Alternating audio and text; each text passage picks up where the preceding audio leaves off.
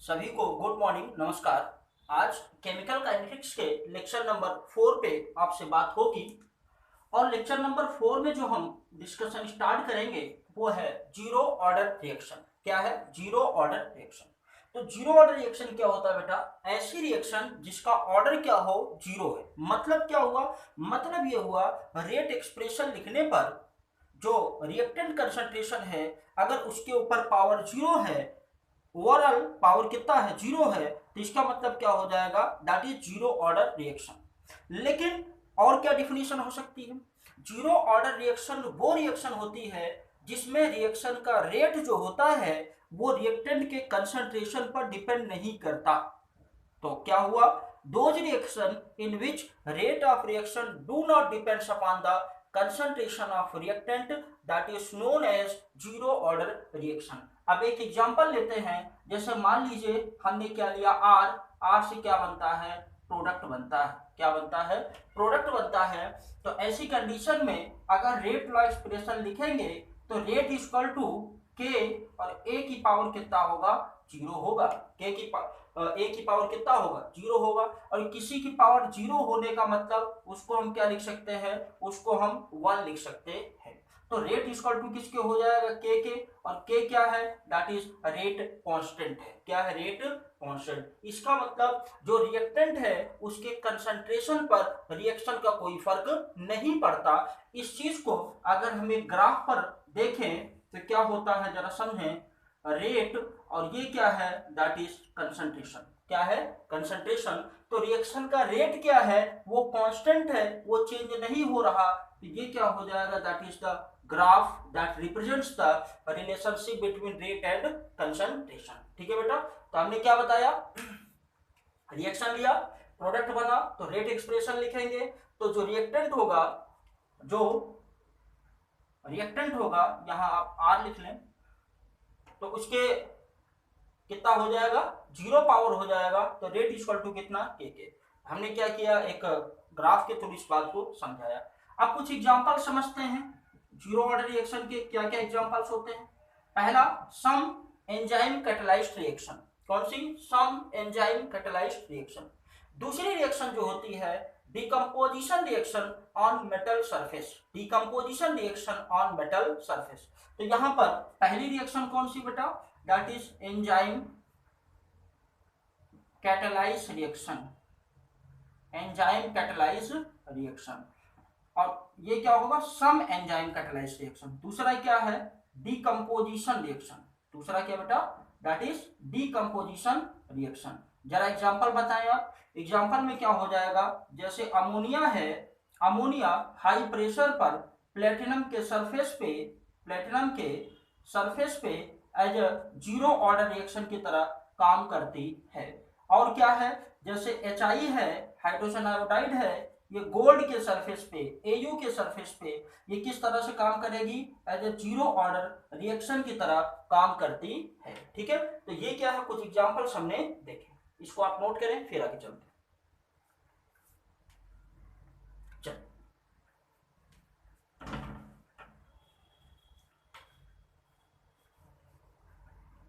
आगे हम लोग पढ़ेंगे इंटीग्रेटेड रेट लॉ एक्सप्रेशन।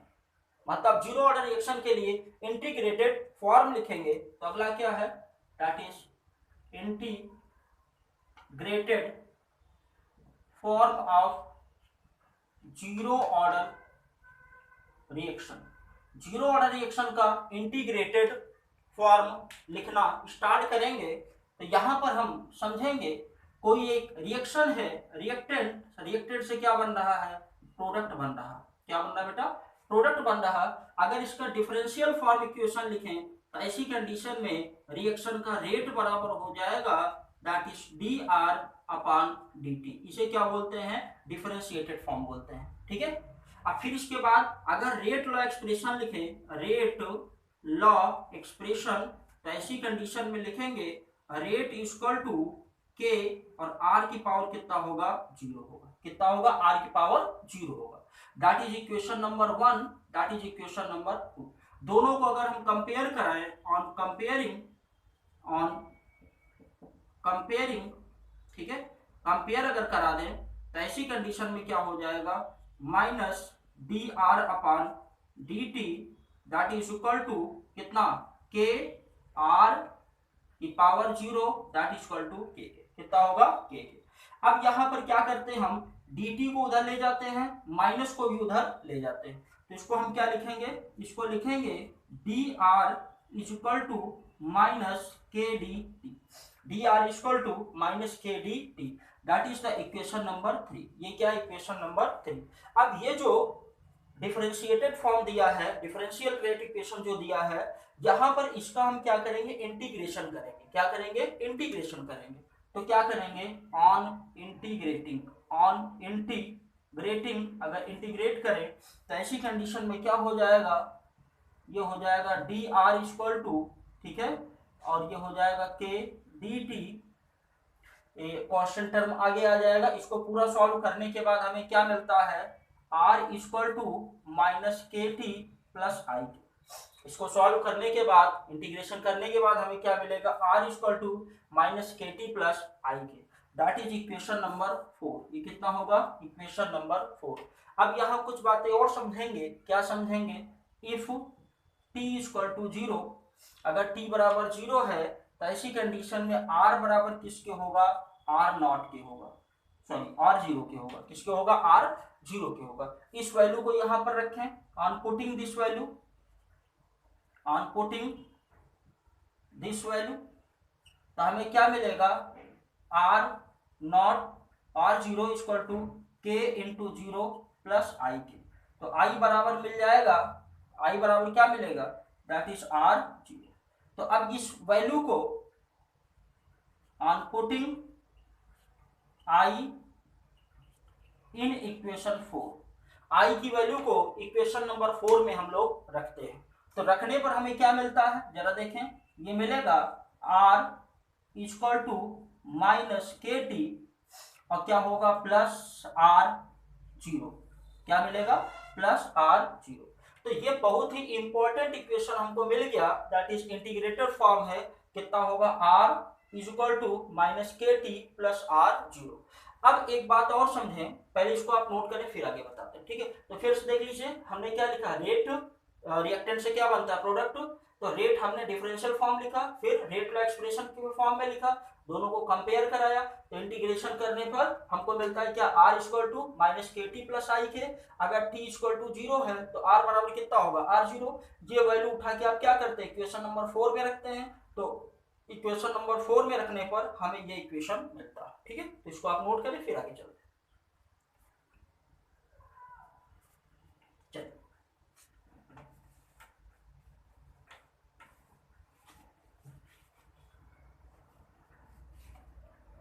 तो जो हमें इक्वेशन मिला है, जरा उस बारे में बात होती है। हमें क्या मिला है, मिला है r equal to minus K T plus r not. क्या मिला, r नॉट मिला, सॉरी r 0 मिला। क्या मिला, r 0। तो ऐसी कंडीशन में क्या होता है, इसको हम क्या करते हैं, ग्राफ प्लॉट करते हैं। क्या बनाते हैं, ग्राफ बनाते हैं। क्या बनाते हैं बेटा, ग्राफ। अगर ग्राफ पर बात करें हम, तो ऐसी कंडीशन में क्या हो जाएगा, ये हो जाएगा आपका y इक्वल टू, ठीक है, mx प्लस सी के। ये क्या है, y equal to mx plus C के। तो ऐसी कंडीशन में ये c क्या हो जाएगा, दैट विल बी इंटरसेप्ट होगा। c क्या होगा, इंटरसेप्ट होगा, ठीक है। ये क्या होगा, दैट विल बी इंटरसेप्ट होगा। और ये m क्या होगा, दैट विल बी स्लोप होगा। और स्लोप कैसा आ रहा है, निगेटिव। यहां से कंपेयर कराएं, आप यहां से कंपेयर करें। हमें ग्राफ किसके किसके बीच खींचना है, y x, और यहाँ क्या है, r और t। इनमें हमको क्या करना, ग्राफ प्लॉट करना। तो ऐसी कंडीशन में अगर हम ग्राफ प्लॉट करें इसका, तो हमें क्या मिलता है, जरा आप देखें। तो ये क्या हो जाएगा, r रिएक्टेंट का कंसंट्रेशन, और ये क्या हो जाएगा, t। तो स्लोप क्या है, निगेटिव आ रहा है। तो ऐसी कंडीशन में ये आपका क्या बन जाएगा, ग्राफ बन जाएगा। क्या बन जाएगा, ग्राफ बन जाएगा। किस केस में, जीरो ऑर्डर के केस में, ठीक है बेटा। तो इसको आप नोट करें, फिर आगे हम चलते हैं, ठीक है। चलिए अब और क्या देखेंगे हम, और यहां पर हम क्या देखते हैं, दिया हुआ है r इज इक्वल टू कितना, minus K T plus r 0। क्या दिया, r 0। अब यहाँ पर इस वैल्यू को आप इधर लेकर आए तो क्या हो जाएगा, K T equal to R zero minus कितना हो जाएगा आर, ठीक है। और फिर हमको क्या मिलेगा, K is equal to R zero minus R upon कितना हो जाएगा, that is equal to T के, क्या हो जाएगा, टी के। तो हमें क्या मिला, एक इक्वेशन मिला, ये हमें एक इक्वेशन मिला क्या, कि K equal to rate constant equal to R zero minus R upon T के, क्या हो जाएगा, टाइम के, ठीक है। तो एक क्वेश्चन करते हैं तो फिर ये चीजें थोड़ा सा और क्लियर होती है, ठीक है। चलिए नोट करिए फिर आगे चलते हैं।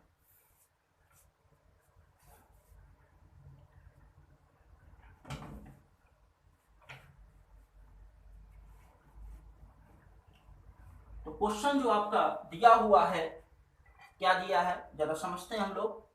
क्वेश्चन है if K equal to 0.0030 mole litre inverse second inverse, 0.003 mole litre inverse second inverse इन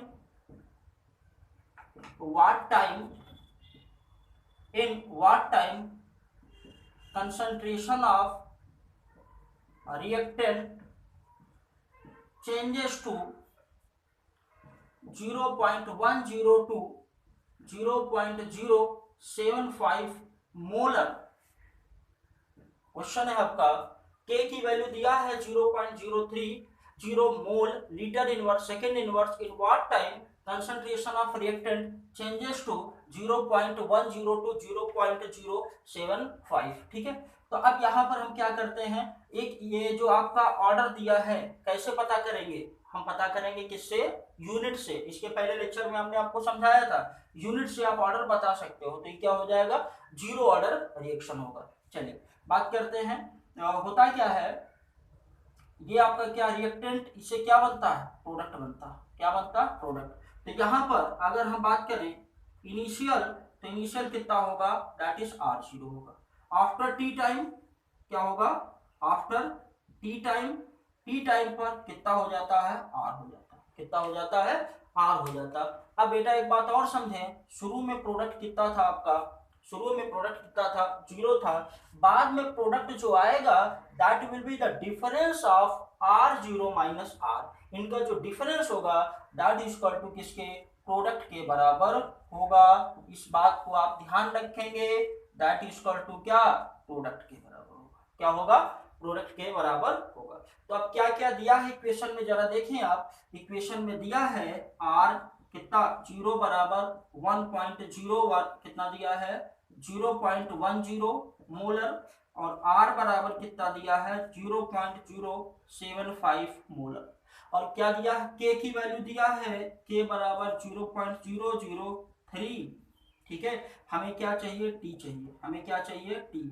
तो अभी आपको थोड़ी देर पहले हमने एक रिलेशनशिप बताया है, क्या, कि K is equal to R zero minus R upon किसके, दैट इज टी के, अपान टी के। तो हमें क्या चाहिए, टी चाहिए, तो टी बराबर होगा जीरो माइनस आर अपान कितना हो जाएगा, टी के होगा, क्या होगा, टी के होगा, सॉरी के का होगा, ठीक है, के के। अब आप क्या करते हैं, वैल्यू रखें, आप जीरो की वैल्यू कितना रखेंगे, 0.10, और ये कितना होगा 0.075, और के की वैल्यू कितना दिया 0.0030, ठीक है। चलिए इसको सॉल्व करेंगे तो आएगा 0.025 और नीचे आएगा 0.003। इसको अगर ऊपर नीचे 3 जीरो से मतलब 1000 से मल्टीप्लाई करेंगे तो कितना होगा 25/3, तो कितना होगा 8×3 = 24, ये हो जाएगा 8.3, ठीक है। 8.3 क्या हो जाएगा, सेकेंड के हो जाएगा, क्या हो जाएगा, सेकेंड के हो जाएगा। तो फिर से समझे, के की वैल्यू ऑलरेडी गिवन है, पूछा गया किस टाइम में कंसंट्रेशन 0.10 से 0.075 हो जाएगा। तो हमने क्या किया, एक जनरल से एक्सप्रेशन लिखा, और ये हमको ऑलरेडी फार्मूला पता है, वैल्यू रखा तो हमें मिला, इसे आप नोट करें। चलिए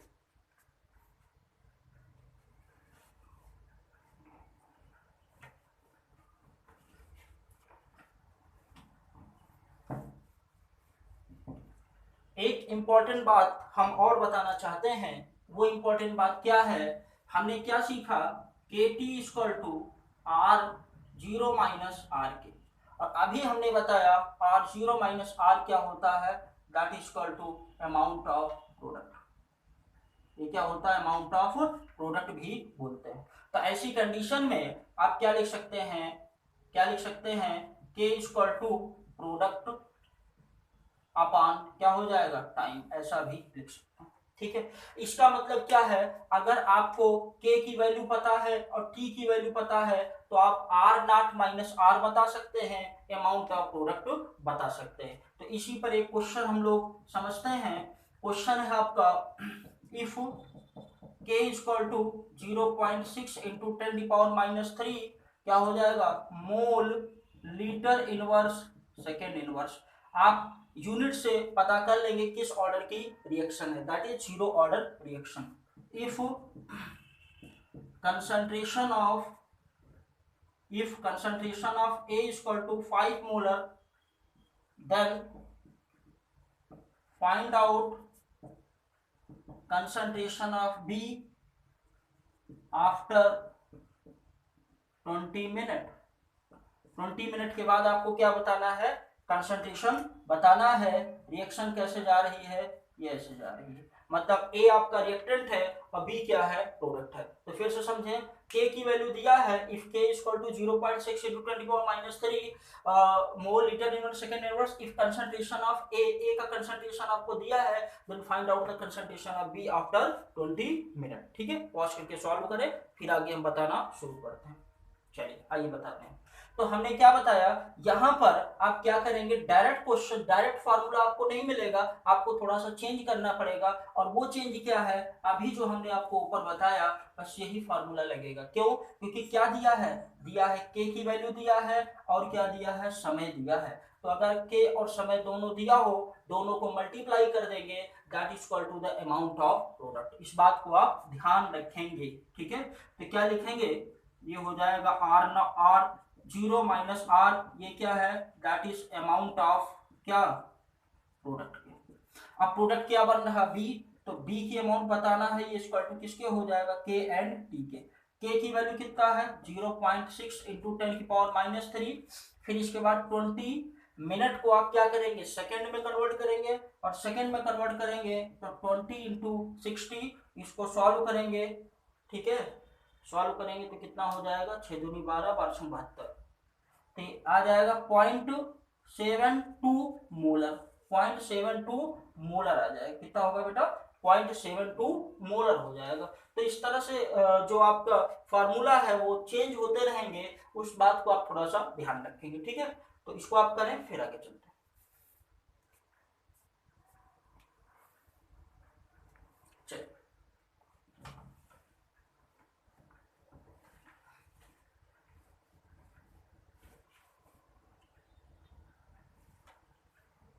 अगला क्वेश्चन दिया है, नेक्स्ट क्वेश्चन,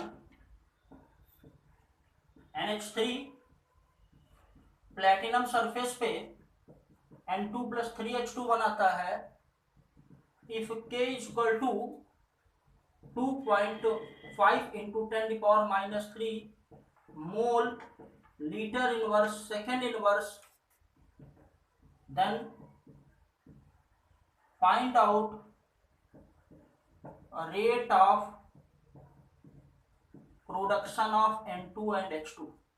N2 और H2 के प्रोडक्शन का रेट आपको फाइंड आउट करना है। ये क्या है, एक जीरो ऑर्डर की रिएक्शन है। Decomposition of ammonia on the platinum surface is an example of zero order reaction, then find out the rate of production of N2 and H2। N2 और H2 के रेट ऑफ प्रोडक्शन आपको find out करना है। Pause करें, फिर इसके बाद solve करें और फिर आगे हम बताना शुरू करते हैं। ठीक है, चलिए स्टार्ट करते हैं। तो हम क्या बताएंगे, रेट इक्वल टू क्या होगा, के NH3 की पावर कितना बेटा, 0। और ऐसी कंडीशन भी बराबर किसके हो जाएगा, के, क्या हो जाएगा, के। और के की वैल्यू ऑलरेडी गिवन है, 2.5 इंटू 10⁻³ मोल लीटर इनवर्स क्या होगा, सेकेंड इनवर्स, क्या होगा, second inverse as given in question, as given in question. अब अगर इसका रेट एक्सप्रेशन लिखेंगे आप, तो ऐसी कंडीशन में हमने आपको पढ़ाया था क्या लिखेंगे 1/2, ठीक है, DNH3 अपान क्या होगा dt, माइनस में रेट अगर आप मेंशन करेंगे इसी तरह क्या होगा, इसी तरह क्या होगा, ये हो जाएगा प्लस में DN2 upon dt that is equal two plus 1/3 DH2 अपान क्या हो जाएगा dt। आपसे प्रोडक्शन ऑफ N2 और H2 पूछ रहा है, तो N2 और H2 का प्रोडक्शन पूछ रहा है, तो ये क्या है, that is equal to rate of reaction. और रेट ऑफ रिएक्शन आपको ये गिवन है, ऑलरेडी गिवन है। आपको क्या चाहिए, N2 का रेट, तो ऐसी कंडीशन में dN2 upon dt equal to क्या हो जाएगा रेट, और रेट इक्वल टू 2.5 इंटू 10⁻³ आगे आपसे पूछा H2 का प्रोडक्शन, तो H2 चाहिए, अगर H2 चाहिए तो 1/3 को आप ले जाएंगे किधर, दूसरे साइड, तो लिखेंगे dH2 upon dt is equal to rate into 3। क्यों, क्योंकि आप 1/3 को क्या करेंगे, दूसरे साइड ले जाएंगे, तो रेट से मल्टीप्लाई कर दें, तो 2.5 इंटू 3 इंटू 10⁻³ ये हो जाएगा 7.5 इंटू 10⁻³। तो इस तरह से आप इसे सॉल्व कर सकते हैं, आसानी से सॉल्व कर सकते हैं, ठीक है। चलिए इसको नोट कर लीजिए, ठीक है। हमने क्या कहा, एक जीरो ऑर्डर रिएक्शन का एग्जांपल दिया है, के की वैल्यू दिया है, find out the rate of production of N2 and H2। तो रेट इक्वल टू क्या होता है, के NH3 की पावर 0, क्यों, क्योंकि जीरो ऑर्डर रिएक्शन, और के की वैल्यू ऑलरेडी आपको क्वेश्चन में मेंशन है। तो आप रेट एक्सप्रेशन लिखेंगे इसका, तो जैसे पहले दूसरे लेक्चर में हमने करवाया था, सिमिलर आप क्या करेंगे, इस तरह से मेंशन कर देते, ठीक है। इसके बाद जो हम लोग पढ़ेंगे that is the half life period. क्या पढ़ेंगे बेटा, half life period. Half life period वो टाइम होता है, वो समय होता है जिसमें कोई रिएक्टेंट अपनी अमाउंट का आधा हो जाता है, जिसमें कोई सब्सटेंस अपनी इनिशियल अमाउंट का आधा हो जाता है, that is known as half life period, ठीक है। क्या पढ़ेंगे, हाफ लाइफ पीरियड, और इसको कैसे लिखते हैं, टी हाफ से लिखते हैं, कैसे लिखते हैं, टी हाफ। तो half life is that time in which any substance become half of its initial amount, अपनी मात्रा का आधा रह जाता है, उसे हम लोग क्या बोलते हैं, हाफ लाइफ। अभी हमने क्या सीखा, हमने सीखा क्या, k इज इक्वल टू कितना, R0 माइनस R अपान किसके, टी के, ठीक है। या तो आप लिख सकते हैं if t is equal to T half, if t is equal to T half, time कितना हो जाए, टी हाफ के बराबर। तो यहाँ पर जो r होगा that is equal to initial के कितना हो जाएगा 1/2, मतलब कितना हो जाएगा, आधा हो जाएगा। तो ऐसी कंडीशन में इस वैल्यू को आप रखें, तो आप इसको इधर ले आए, तो t बराबर कितना हो जाएगा r, ठीक है, और ये हो जाएगा कितना k के। अब यहाँ पर t की जगह वैल्यू क्या रखेंगे, टी हाफ, और फिर क्या होगा R0, और ये हो जाएगा R0/2 अपान किसके, के के। तो ये हमको क्या मिलेगा, T half equal to R0 upon कितना 2 के, क्या हो जाएगा R0 अपान 2 के। इसका मतलब जो हाफ लाइफ पीरियड होता है, हाफ लाइफ पीरियड होता है directly proportional to initial concentration, किसके होगा, इनिशियल कंसंट्रेशन के डायरेक्टली प्रोपोर्शनल होता है। ये बात आप ध्यान रखेंगे, ठीक है। कोई डाउट, चलिए फिर से देख लीजिए, हमने ये इक्वेशन ऑलरेडी हमको दिया था, t बराबर कितना हो जाए, टी हाफ, तो r बराबर जो अमाउंट होगा इनिशियल क्या हो जाएगा, आधा हो जाएगा। तो इस इक्वेशन पे हमने t की जगह क्या रखा, टी हाफ, और r की जगह क्या रखा, ये वैल्यू लिख दिया, तो हमें ये मिल जाता। अब थोड़ा सा एक बात और समझेंगे, क्या टी हाफ इक्वल टू क्या R0, ठीक है, क्या लिखते हैं 1/2 के, ये हो जाए R0 प्लस कितना लिखते हैं, 0 लिखते हैं, हमने उसी को थोड़ा सा मॉडिफाई कर दिया। अब इसको हम क्या लिखेंगे, y equal to mx plus 0, intercept कितना है 0। अगर इंटरसेप्ट 0 है तो ऐसी कंडीशन में टी हाफ वर्सेस जो ग्राफ बनेगा, ठीक है, ये r का जो ग्राफ बनेगा वो कैसे होगा, स्ट्रेट लाइन में होगा, ठीक है। कैसा होगा बेटा, that will be in straight line. तो ये क्या हो गया, हमको तीन तरह से ग्राफ दिखाई पड़े, ठीक है। पहला एक कांस्टेंट रेट था, दूसरे में क्या था, हमने देखा स्लोप नेगेटिव आ रहा था, तीसरे में क्या हो जाएगा, ये हाफ लाइफ के साथ, ठीक है, क्या हो जाएगा, हाफ लाइफ के साथ। तो इस तरह से हमने क्या किया, हाफ लाइफ पीरियड को ओवर किया, खत्म किया। इसके बाद हम लोग क्या पढ़ेंगे बेटा, फर्स्ट ऑर्डर रिएक्शन। तो इसमें हमने क्या किया, फिर से आप समझ लीजिए, इस इक्वेशन को थोड़ा सा हमने क्या किया, मॉडिफाई करके लिखा 1/2। तो m बराबर क्या हो जाएगा, that is equal to slope. m बराबर क्या है, स्लोप। तो स्लोप इज इक्वल टू कितना लिखेंगे, 1/2 के।